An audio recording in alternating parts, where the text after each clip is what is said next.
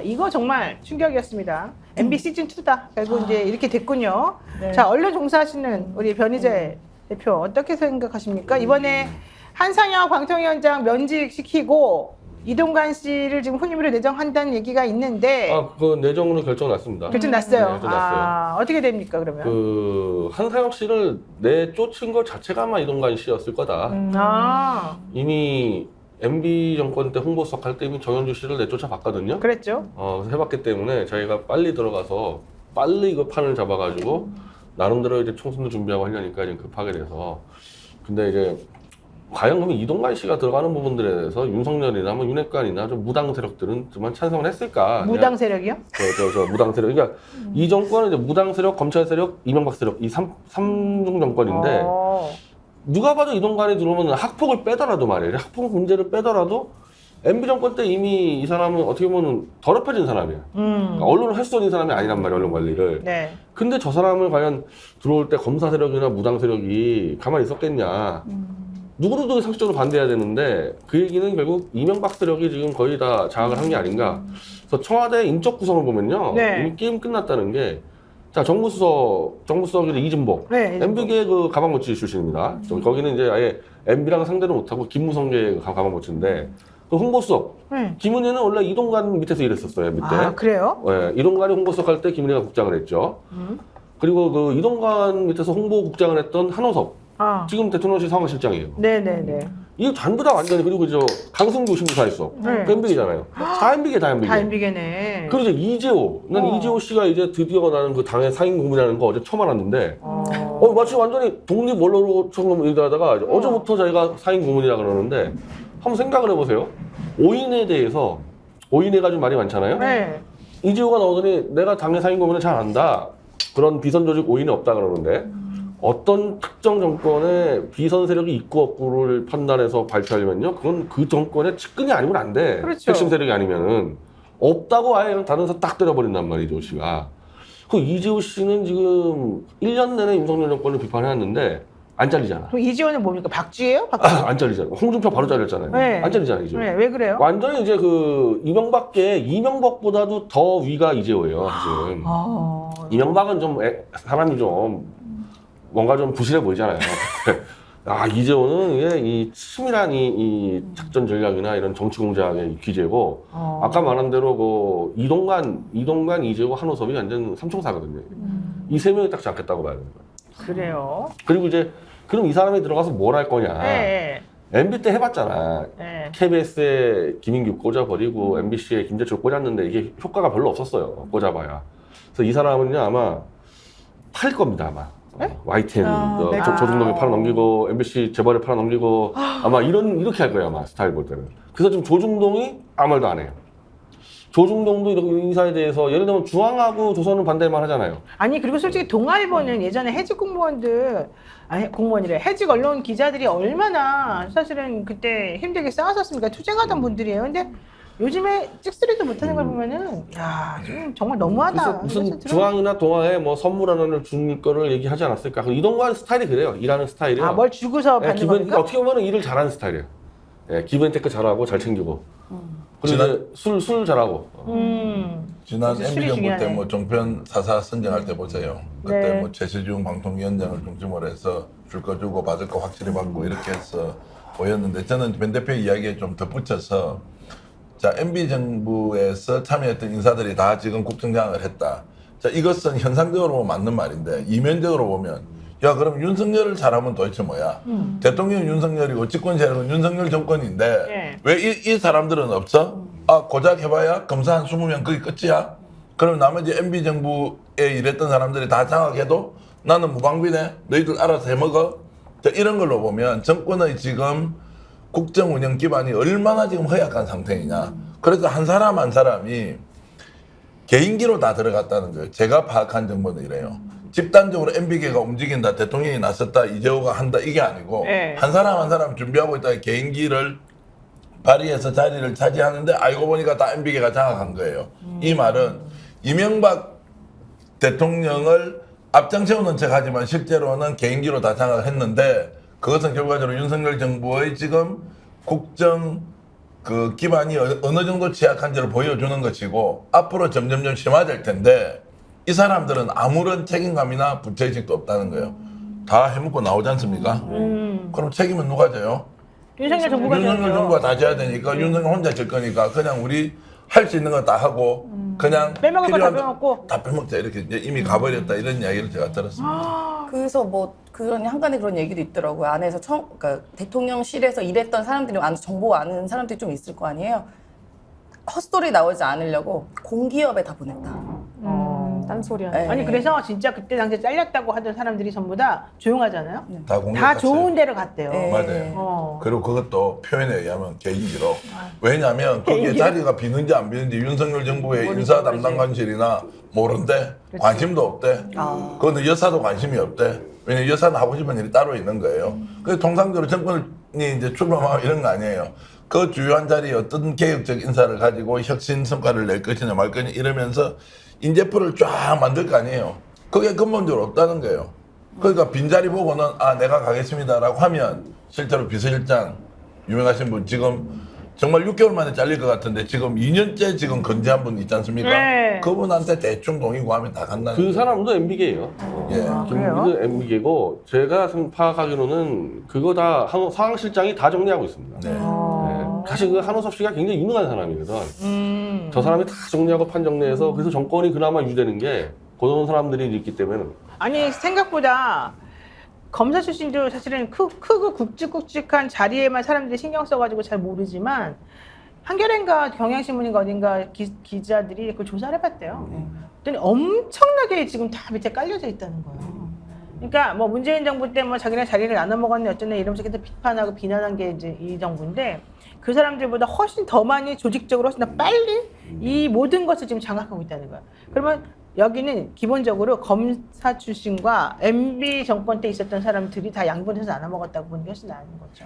그렇죠. 근데 이제 이 검사 출신들이 결국 이제 MB계한테 사실 이제 밀리는 게. 밀리지. 예, 정치력에서 겉모습 정치력에서. 게임이 안 되거든. 네. 그래서 아마 이제 총선까지 가는 과정에서는요. 이제 싸우겠죠? 아마 100% MB계가 장악을 해서 윤석열을 협박을 할 겁니다. 내가 검사하고 너무 챙겨줄 테니까 단에는 아마 이렇게 될 겁니다. 지금은 이제 검사 공처 마음대로 못할 거는 이야기 벌써 나오지 않습니까? 그렇죠, 예. 한 사람 한 사람이 다 개인기를 통해 들어가는데 이게 이제 세력화된 것은 네. 최초의 중심이 누가 있어서 이걸 보낸 게 아니라 사람이 없다 보니까 사람을 찾아 썼을 거 아니에요. MB계가 그나마 유능하니까 다 들어가고 아까 말씀하셨듯이 국정상황실장인 한호섭 씨는 굉장히 합리적이고 치밀하고 전략적 마인드가 있는 사람이어서 네. 결국 찾다 보니까 MB계밖에 없는 거예요. 들어가 보니까 너무 많이 들어간 거예요. 그러니까 이 사람들에서 국정 운영이 안 돼. 문제는 다음 총선에 어떻게 되냐는 거예요. 제가 아는데 부산, 경남만 하더라도 MB계 쪽에서 과거에 정치하려고 했던 분들이 와신 상담하고 있어요, 지금. 저로의 기회가 왔다. 왜냐하면 윤석열 정권하고 손을 잡은 거예요. 그러네요. 그러면 검사들을 다 보낼 수가 없을 거 아니에요. 그러면 거기에 우리가 들어가면 실제로 MB가 부활하는 것이 아니라 MB 밑에서 일했던 사람들이 새로운 정치 세력으로 부활할 수 있다. 그걸 노리고 다음 총선을 우리가 새로 그 일종의 정치 현장으로 되돌아오는 그런 좀 기폭제 역할을 할 수 있는 게임으로 본다 이런 이야기가 나오고 있습니다. 그 MB계들이 아마 이 전략을 한동훈을 아마 이 희생양으로 삼을 겁니다. 한동훈? 네, 그러니까 이 검사들 정치하는 거 보고 MB가 짜증이 나는 거야 이거 이 하는 스타일 보면 마음에 안 들고. 막 압수색하고 이게 다 총선에 이제 악재들이니까 네. 한동훈을 아마 정리해 버릴 겁니다.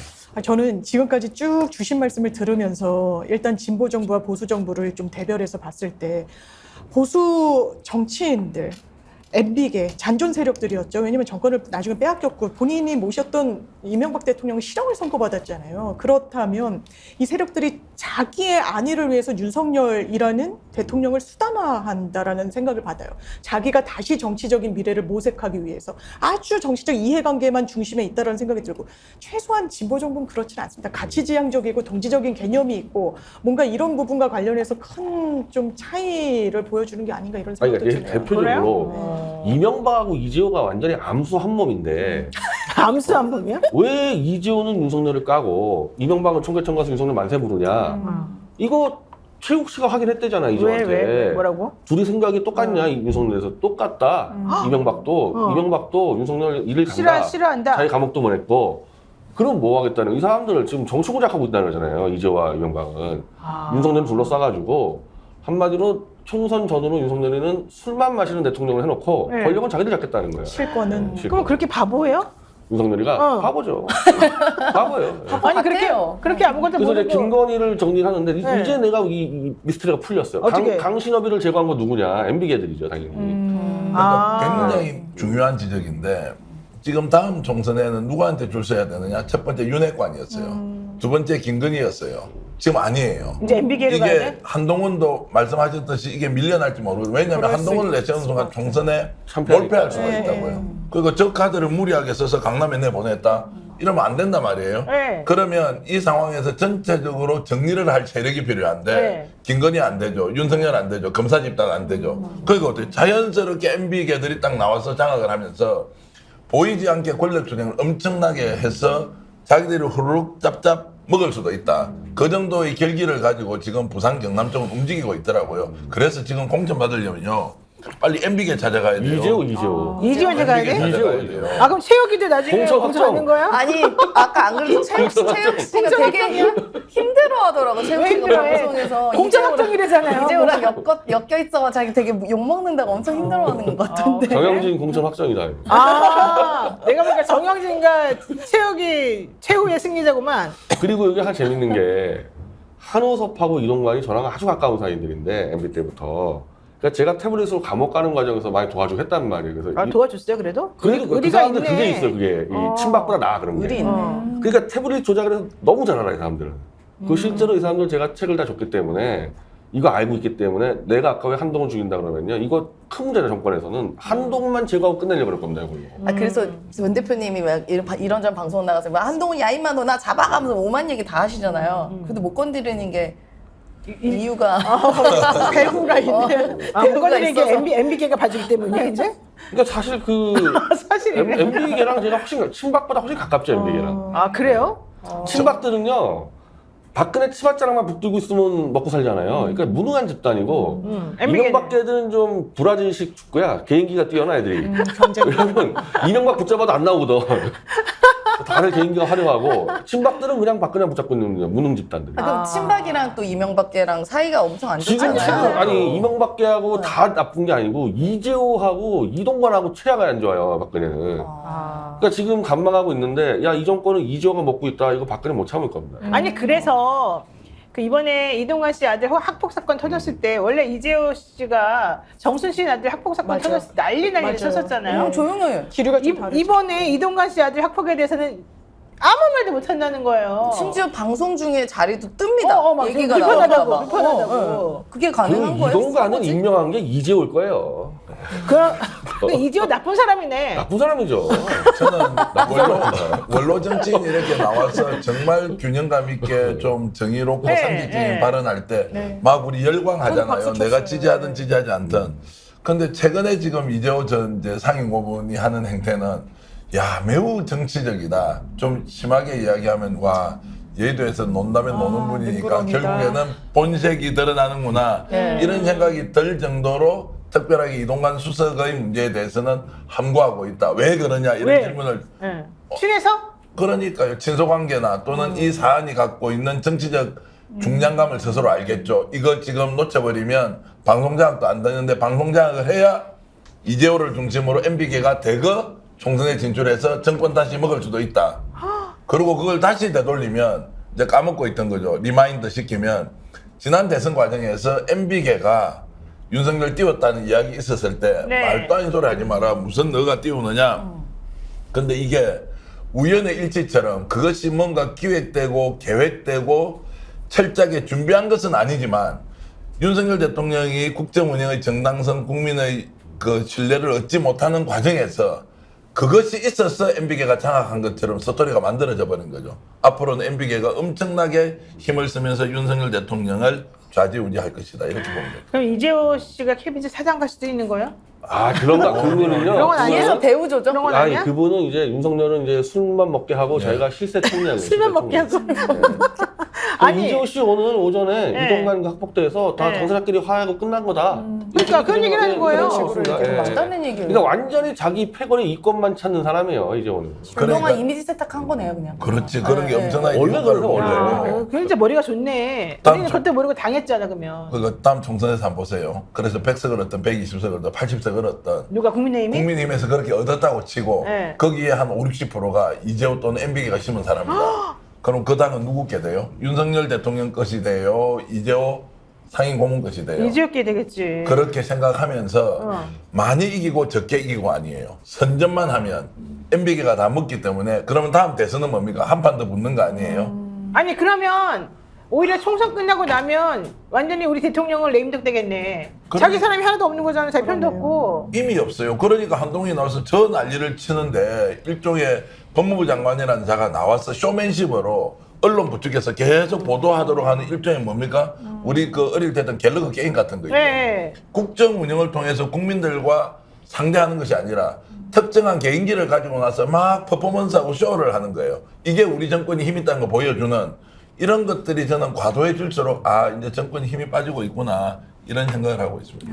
아 근데 내가 이해가 안 가는 게 이동관 씨 아들 같은 경우는 그 좋은 머리로 그 좋은 학교 가가지고 왜 애들을 괴롭히죠? 그 다른 애들도 다 좋은 그 집안에서 자라고 똑똑한 애들일 텐데 게다가 정순실 씨 아들도 네. 똑같은 패턴인 거잖아요. 그럼 애들이 내가 사람을 괴롭혀도 나는 상관이 없어 이런 마인드가 기본적으로 있나 봐요. 뭐 나는 황태자 괜찮을 마인드가. 이동관 씨가 그 조국 장관에 대해서 그 네. 당시 뭐 아들 딸들이 어쩌고저쩌고 이제 다 거의 다 이제 거짓말로 드러났지만 네. 그 당시에 방송 나가서 자식을 보면 부모가 보인다고 얘기를 했어요. 그런 얘기 많이 이동관 씨가. 했어요. 장모 의원도 맨날 그러고. 네, 네. 이동관 씨 본인 워딩한 거지 영상 그대로 맞아, 떠 있습니다. 맞아. 자식을 보면 부모가 보인다. 자식이 부모의 거울이다. 거울이다, 뭐 이렇게. 근데 학폭했어. 근데- 본인 거울 보라고요 지금. 아들은 학폭, 본인은 언폭. 근데 이동관 씨 자체는 어떤 사람이에요? 다들 이제 그 좋게 얘기하자는 게 술 잘 마신 게 술 잘 마시는 윤석열처럼 막 구두 빠르다 먹이고 이게 아니고 매너 있게. 술 매너 있고 술값 잘 내고 택시비 잘 주고 이런 스타일이거든. 저도 술 한 번 마셔봤어요. 기자일 이동관 때 씨하고? 되게 자세가 굉장히, 맛집을 따뜻할 되게 거예요. 해서 기자 후배들을 데리고 이렇게 화기애애한 분위기에서 잘 챙겨주는 느낌으로 아, 그걸로 그런 거에 사람들이 그렇죠. 호감을 소문구나. 표할 수는 있을 보통 MB계들이 약간 술도 잘 사주고 밥도 잘 사주고 뭐 이런다고 그러더라고요. 돈이 많아서 그래요. 네. 이재명 대표는 어떤 스타일이에요? 재미없고 내가 말도 내가 알기로는 술도 잘 안 먹고 뭐 택시비는커녕 아, 이런 일도 걸로 없죠. 알고 있는데. 예, 일도 없죠. 김무성이 그 이제 정책 MB라고 얘기만 볼수 있잖아요. 김무성이 그 여의도에 술값만 한 200억 깔아놨다고 지금. 와. 사실 우리가 아들 자식들 하는 거 보면 아버지가 얼굴이 좀 보이기도 하지 않습니까? 그렇죠. 저는 정순신에 이어서 이번에 이제 이동관 아들의 학폭 이런 걸 보면 아들이 아버지 어머니 하는 거 보고 배우지 않았겠어요? 맞아요. 네, 일반적으로 그렇지 않습니까? 그러면 그 아버지가 서울대 정치학과를 나와서 동아일보 기자를 하면서 또 기자할 때도 뭐 이름도 날렸지만 다른 한편에는 네. 본인하고 생각 다르고 또 약간 공채기수 아니고 비공채기수 있지 않습니까? 경력직 이런 데 대해서 어떻게 됐는지 제가 직접 기자 출신한테 들은 게 있어요. 그러니까 서울대와 비서울대를 구분하고 서울대 안에 들어가면 법대와 비법대를 구분하고 막 이런 거 있지 않습니까? 네. 이런 부분에 어느 정도 익숙한 삶을 살았던 사람. 그러면 그 아들은 자기 아버지 그렇게 잘 나가니까 공부도 잘하죠. 힘도 세죠.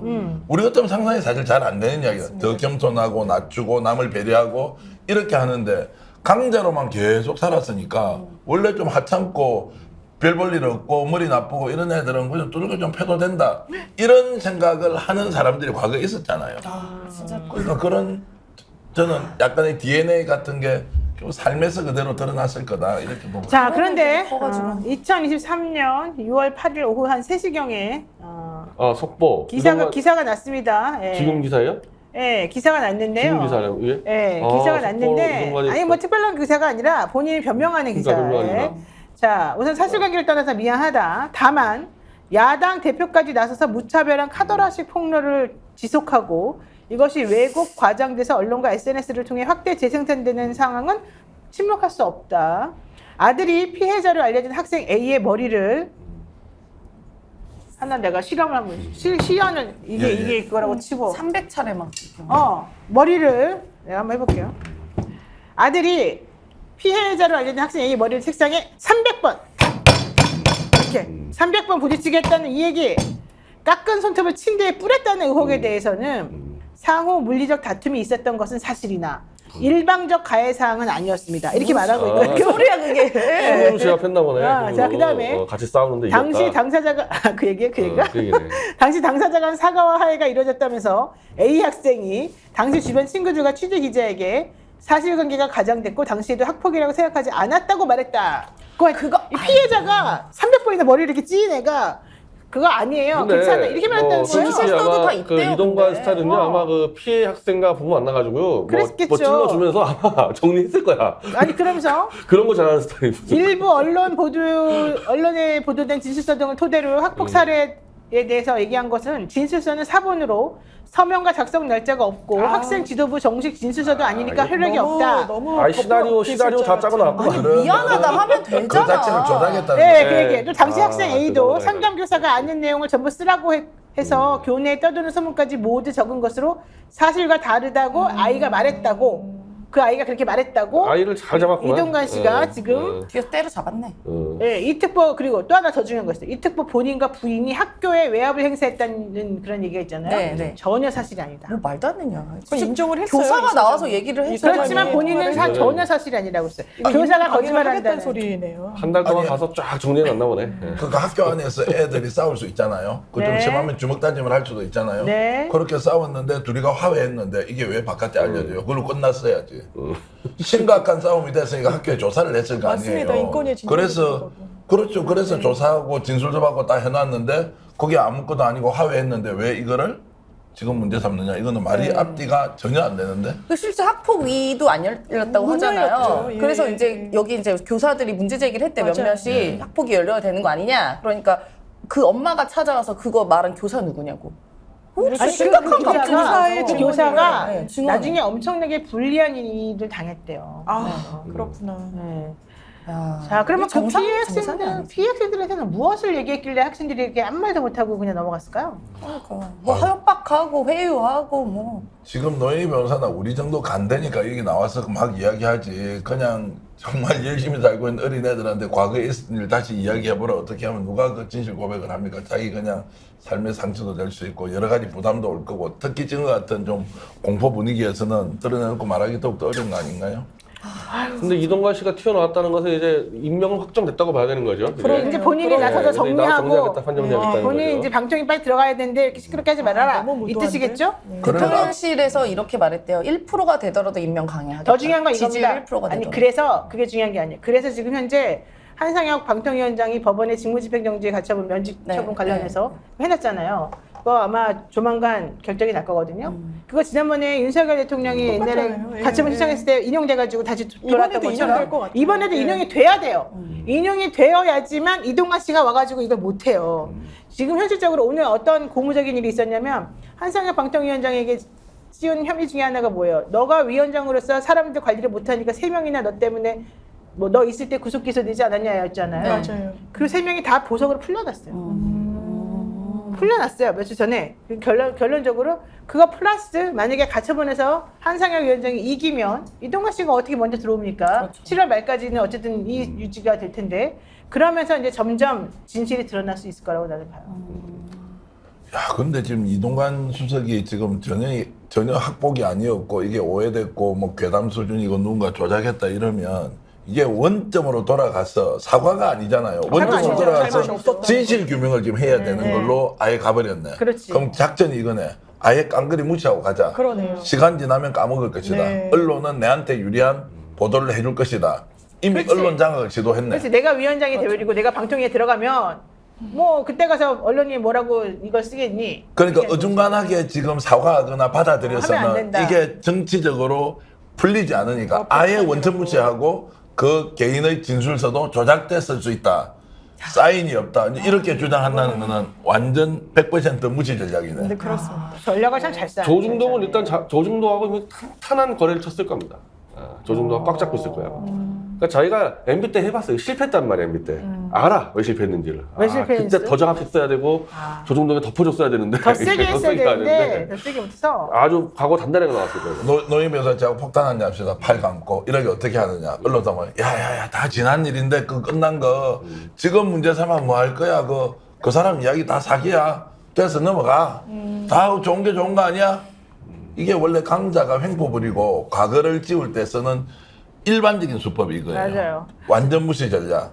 자, 와, 일본이랑 그걸 똑같네 걸래? 하는 짓이. 게다가 KBS 지금 장악하겠다고 수신료 이거 분리징수 한다고 그랬잖아요. 네. 네. 그런데 원래 그 전에 계속해서 이 사장을 내쫓으려고 삼로중가 뭐 이런 데서 계속해서 나가라 막 그랬단 말이에요. 이번에 그 사장이 할 수 없이 나 나갈 테니까 분리징수하는 것만 좀 처리해달라 이렇게 얘기를 했어요. 야 진짜 너무 짠하지 않습니까? 조직을 위해서 본인의 그걸 버리겠다라는 그거네요. 그러면 분리징수 이제 합니까 안 합니까? 아니 그렇게 요청했는데 그러면 정부는 어떻게 아직 받아들여요? 답이 없어요. 아니, KBS를 장악만 하면 되기 때문에 장악할 수 있으면 분리징수가 필요가 없죠. 나 같으면 예, 분리징수는 항상 야당이 됐을 때만 얘기하지. 이건 그냥 수단이니까. 집권당은 얘기 안 해요, 이건. 아이고 참네요. 오늘 또 아무래도 야. MB 때보다 더 나쁜 짓을 많이 할 것 같은 느낌이 딱 들어요. 야, 이제 많이 해봤으니까 그리고 어떻게 하면 성공하는지 어떻게 하면 그때 실패한지 실패한 걸 갖고 아니까. 이제 이 좋은 방향으로 가지 않고 나쁜 방향으로 갈 가능성이 높아 보이네. 자 김혜자 사장은 왜 이렇게 욕을 먹는 겁니까? 아니 근데 사실은 저 네. KBS라는 데가 취약한 데잖아요. 네. 거기서 뭐 버텨서 무슨 의미가 있겠냐. 그래서 그 정도 하고 뭐 나와야 되지 않을까. 그래요? 결국에는 시작하기 전에 이미 장악이 되어버렸네. 그렇지. 방통위원장 임명되기 전에 이제 장악을 했으니 네. 만약에 들어가면 더 죽네. 네.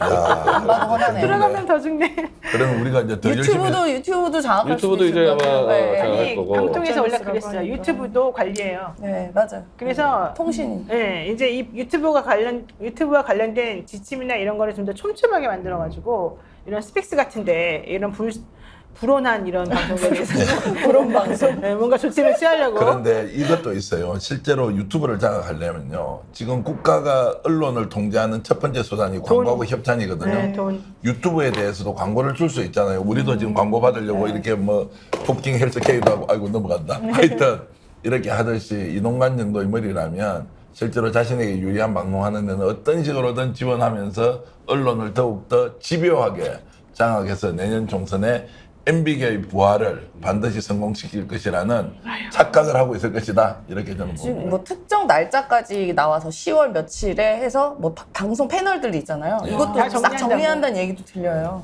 야, YTN은 또 누가 먹겠노? 지금 막 한국일보, 진짜 동아그룹도 우리나라 왜 나섰다 이렇게 그러는데 됐는지. YTN은 그 도화일보가 가져간다 그러는데요. 동아일보 그 소문도 났는데 네, 지금 라디오로 여러 소리 군데서 보시더라고. 지금 이제 들고 일어나가지고 미쳤구나 진짜. 야 정말 괴담이길 바랄 뿐입니다. 스픽스 라디오를 하나 좀 인수하시든지 뭐 해보시죠. 아니 뭐 인수가 아니고 이거라도 좀 살려서 여러분들의 조금이라도 즐거운 그래도 통쾌한 대안 있는 이 좀 언론이 좀 돼야 하는데 어쨌든 열심히 노력해 보겠습니다.